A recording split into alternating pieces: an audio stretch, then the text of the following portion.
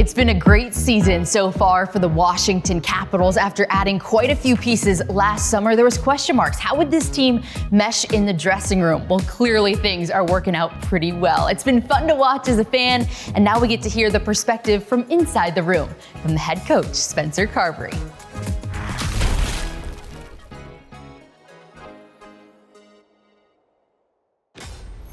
Well, Coach, what a start to the season that it has been. It's been so fun to follow from the outside. What's it been like enjoying the ride from the inside? It's been pretty intense, but we've had a lot of positive vibes through the results, and felt like it's been pretty consistent from the start of the year. We've been able to string some wins together. Capitals in 2025, they almost never lose. Off the head fake, he scores! And Washington downs Vancouver. For the Capitals with an impressive win over the defending champ tonight. Washington wins this one. And that's it! 2 more victories on the road. That's an awesome win, man. To win 2 games down here in front of our mentors, this trip, hell of a job. Spencer Carbery and the Capitals look to keep the good times rolling. And then also a lot of individual, a lot of guys having great years, so that's always fun to celebrate those moments along the way. Beat Carlson, his pass blocked, second chance, score!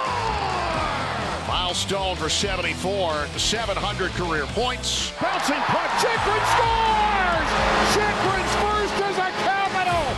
Back down for Ovechkin, he scores! Goal 877! And he draws one closer to Wayne Gretzky.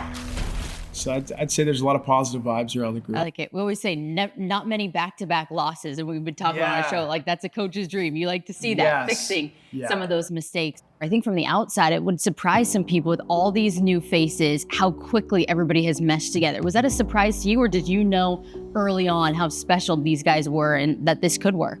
You do worry as a coach when you have that many new faces coming into the group. You worry that, geez, how long is it going to take to create chemistry and get them feeling comfortable. But then also, it wasn't surprising once I felt, and you can feel it as a coach, how comfortable Pierre-Luc Dubois, Matt Roy, Brandon Duhaime, Logan Thompson, you can see it really early on in training camp and through the start of the season. I could tell these guys feel really comfortable and are just being themselves. That's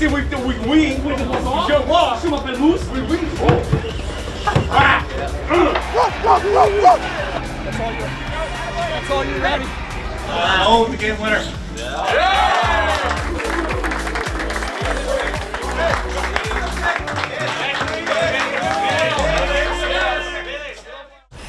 One of the many great storylines we followed all season. Also the 50th anniversary season. There's been the Eras Nights and so many different activations off the ice. Have you felt kind of the impact of learning about the Capitals' legacy or more alumni around throughout this year? Big time. And it started right from opening night. You could feel it. The amount of alumni that came back to town and that were celebrating and hearing the different stories. Being able to sit in with some of the meals and sort of social events was great for me because I got to meet all these great legends of the Caps organization, but B, also hear great stories about the foundation. Like we celebrate the 2018 team so much, and that night was fantastic and reliving the playoff run, but also hearing the stories of the teams that maybe didn't win a Stanley Cup, but they were the foundation of this organization. Great to see and just impressive to be able to be around the organization and see such a rich history. Well, 1 year under your belt, a full off season, now in year 2. Any changes that you made or things that even in your coaching style you've learned now in year 2? Knowing the ins and outs of each individual player as well as the team. Not every day you got to be in a full uniform. Go full gear. Full gear, yeah. Shoot went well. Never stops. 1 more hour. Big part of this era, big part of the franchise, Alex Ovechkin, his chase of the great one, Wayne Gretzky. We look outside the window, see a bunch of Ovi jerseys on the road, always seeing Capitals jerseys as well. How have you guys been processing that? And do you feel kind of the weight of what he's trying to accomplish right now? I think we just try to stay in the moment. Yeah. And it's fun and it is energizing. And like you said, going on the road and seeing all the people that not only the attention that it's drawing, but just to be pulling for him, and we're all right inside of it during the games and when he scores, and seeing the excitement, especially being at home. And sometimes I think we don't really process it because we're in our own little bubble and we're living it, and we're enjoying the ride and trying to stay in the moment. But it is such a big deal on the outside of what's going on right now. So we'll have tons of time for reflection, but I know guys are enjoying the chase and enjoying the ride as we live it right now. We know Strom will keep everyone up to date on all the stats. He's the stat guy. Yes, he will. I always ask you about it because I always love it. In our post-game show, I'm refreshing in the commercial break Twitter to see if they posted your little locker room after wins. And I love seeing you with the guys all celebrating as well. Once again, okay, when we don't have our best, the character shows through and we find a way to win a game, grind our way through it, we help each other out, we pick each other up, and that's exactly what you guys did tonight. I'm curious, do your kids watch those? Do they do they think that's cool what Dad does? Yeah, they do, but they are always embarrassed. Like, oh, Dad. Like, they're typical, embarrassed of Dad's stuff online and that. But I think it's awesome after games to enjoy that time with the players and see them interact with one another after such a, they put a lot into games, and to win and to see them enjoy that success and then celebrate individual achievements inside of that. I think it's always a great moment as coaches where, it's so highly competitive and so demanding and everybody's so in the moment and intense and focused. And then,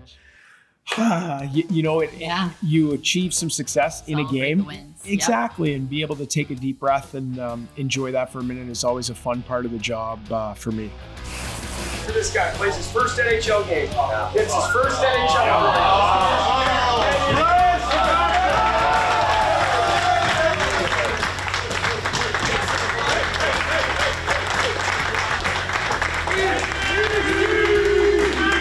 I appreciate it, boys, hanging in there. I obviously don't know the systems all that well, but we'll just continue to get better. Let's enjoy it. We got to end this talking about you, and I know you probably don't like talking about you, but your name has been swirled in the Jack Adams conversation. A season ago, your name was being called. Now it is again. What does that mean to you to be in that conversation and what you've achieved here?